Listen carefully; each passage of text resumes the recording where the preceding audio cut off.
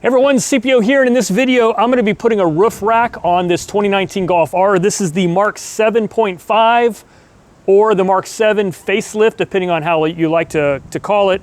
And I'm going to be putting on Rhino-Rack, and it's the ROC25 version. And the part number for this car, I think it's like Mark 7, Mark 7.5 for sure, and I don't know how far back it goes, but I went to Rhino-Rack's website and put in my car information, and this is the model number. It's the RV0605B. That's the one I'm putting on this car right now, and I'm going to show you what's involved. All right, I have done a little bit of pre-work just to get things started so I can talk intelligently about it, but this is the ROC25, and it's going to have these little caps that slide on, so that's what it's going to look like on the side of the vehicle. I picked Rhino-Rack because it's got a great reputation, and I'm actually getting this specifically for a bike rack. And the bike rack company that I'm using, One Up, is they recommended the Rhino-Rack to me. So Rhino-Rack ROC25 for a 2019 Golf R. You can see here the rear rack, which is this one, crossbar, is going to be smaller than the front, so that's how you can tell the difference. And then when you buy it, what's going to come specific to your vehicle is this bracket here and this foot here.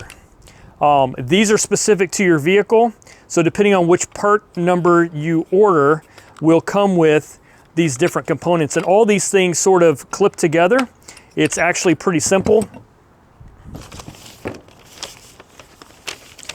And the fitment kit, the DK instructions are going to tell you exactly which part numbers go where. So in this case, the right front is going to be M415 for the rubber pad, and then sub 0464 for the clamp. Right and left is as you're sitting in the vehicle. So if you're sitting in the driver's seat, the right side is the passenger side on US North American models, and the left side is the driver's side. So don't get that mixed up. But they're designed specifically to fit into the channels of the vehicle. And then for the rear, M416 for both, and 465 clamps for both. And it also tells you which direction to have the pad arrow out, and then the foot plate arrow out. So showing you this really quick, you can see here's an arrow on the pad. That's pointed out towards the outside of the vehicle. And then the foot has a similar arrow, or we can see it right here. It's just right, actually here, let's make this easy. It's right there. Arrow out and arrow out. So these are both gonna point the same direction. And then it literally is just gonna sort of snap into place just like that. And then arrow pointing out. And then that's good. Now these brackets came separately because they're configured for the vehicle specifically. So all I did is unscrewed this screw here and put this right into place. So it's got this little pivot nut here. So I just set it right there, put this screw in, and left it loose but started it, and that way we can get it set for our vehicle. Another thing they do provide, which will be helpful once you get this all configured, is they have these little stickers that you can use to designate the different locations. So this is rear left. I also have one for rear right and front left. So I just stuck it in right inside there, and yeah, that way once you get it put together, you'll be like, oh, this goes rear left. Makes sense, got it? All right, so that's how this goes together. Eventually, once we get clamped on the vehicle, there's this cover that's gonna come in here and lock, and that's gonna protect people from being able to come in and remove it. But for now, those need to stay off. Next thing we wanna do is install our crossbar. And this is actually really simple with this. What I like about the ROC25 is it's nice and sleek, and it doesn't have the overhanging bars. They sort of just roll right into the feet.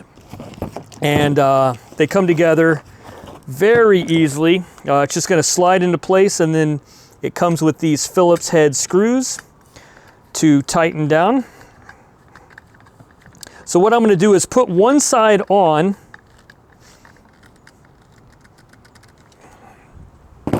And then I'm going to start fitting in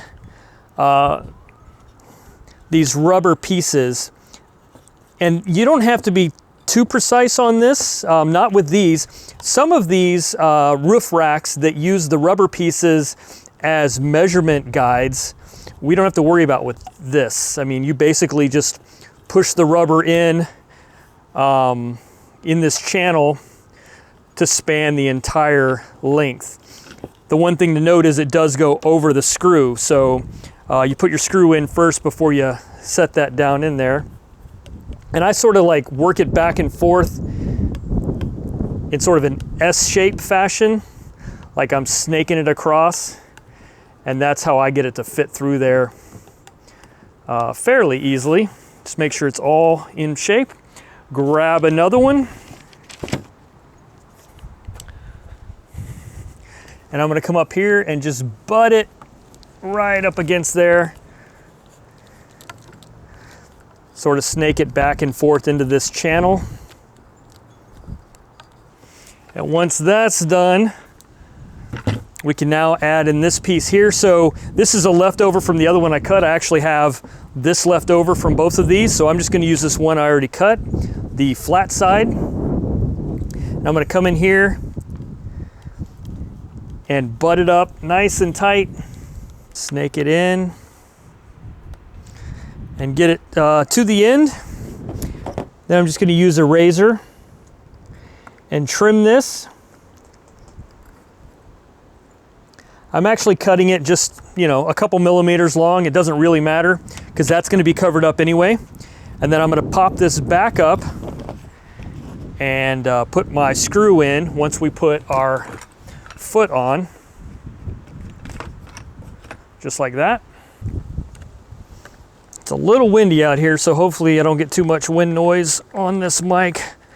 That will be annoying. Tighten that down, Phillips head, and then just pop this down into the channel. And as it turns out, I still have an entire complete length of this, so I guess I can keep this as a spare in case I ever damage anything. So now we're going to move it to the vehicle. This is going to go with the Rhino-Rack facing forward onto the right side of the vehicle. So just confirming, I have my front right designator there, so that's right. And then this one should say front left, and it does, so good to go there. So one thing I know a lot of people do, which I think is a great idea, is put down some paint protection film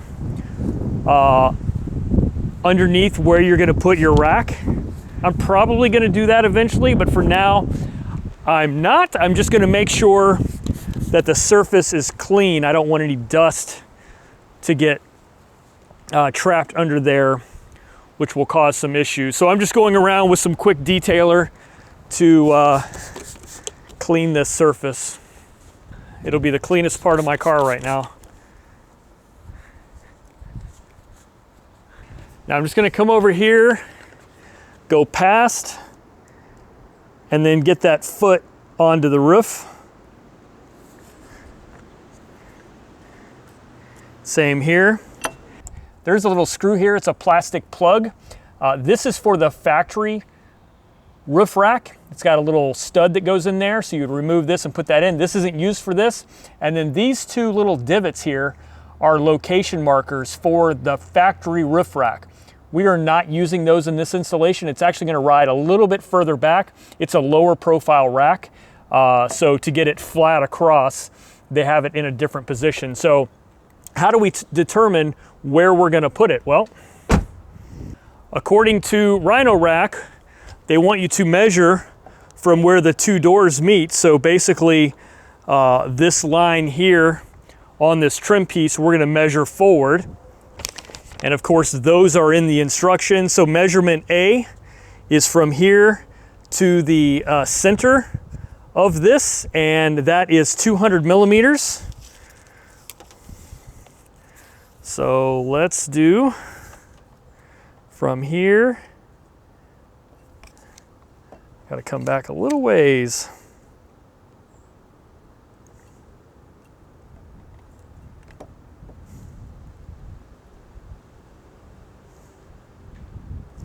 That looks like 200 millimeters to me.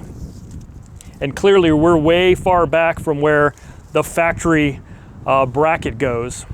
So now I'm gonna go to the other side and get a similar measurement.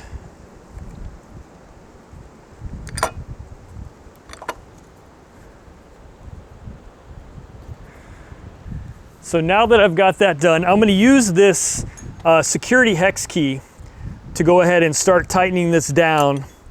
And it's a security hex key because it's got a special hex head with a little divot in there. So a regular Allen wrench won't work. It has to be a security key. This is actually a security key torque wrench, which they give you to get the right torque. So I think that's kind of neat. So I'm starting to tighten this down. And I just want to make sure everything looks like it's lining up properly. I'm going to go now to the other side.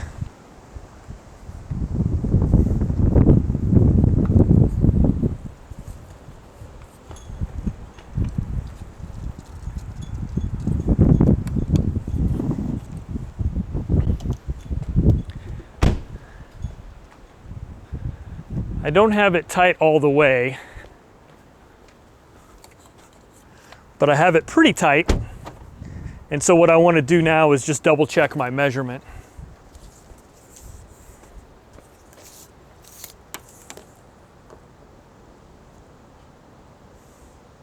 As I tighten this down, I use pressure on this outside flag, and that will straighten when it's got enough torque. It's kind of an interesting. There you go. So that's straight, which is the right amount of torque. Just gonna check it, looks good. Now, let's go ahead and move to the back. Same exact process. Overstretch a little bit, then bring it back in. Now for the back, the measurement is from center to center, and that measurement is measurement B in the instructions, and that is 700 millimeters. All right, 700 millimeters.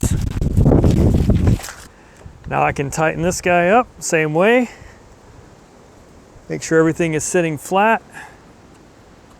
This is like, I think 4 to 5 Newton meters, so it's not a lot of torque. And if you have another smaller torque wrench, you could use that. There we go, nice and straight. Thing looks good. All right. So now we have these end caps that can slide right in. And then it comes with a key to lock them on. There you go. Now you're protected from somebody stealing it from two ways. I mean, obviously this is just plastic. You could pry this plastic piece off, but then they also have to have the security bit. Not hard to get, but you know, it's going to defeat your impromptu theft of, hey, look at that roof rack, let me just take it. I mean, you've got to think about it a little bit. Now they have done one more thing for us, which will make it helpful to reposition these once you take them off, and that is they give you some little arrows that you can put on your car to line up in the future. So I'm just putting them down here in the middle of this bracket, just to say that's where I want that one to go.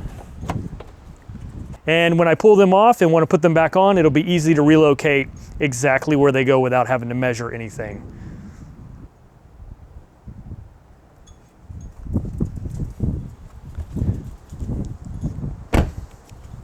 '2019 Golf R with the Rhino-Rack RV0605B ROC25 roof rack. Thanks for watching, guys. I'll catch you on the next one.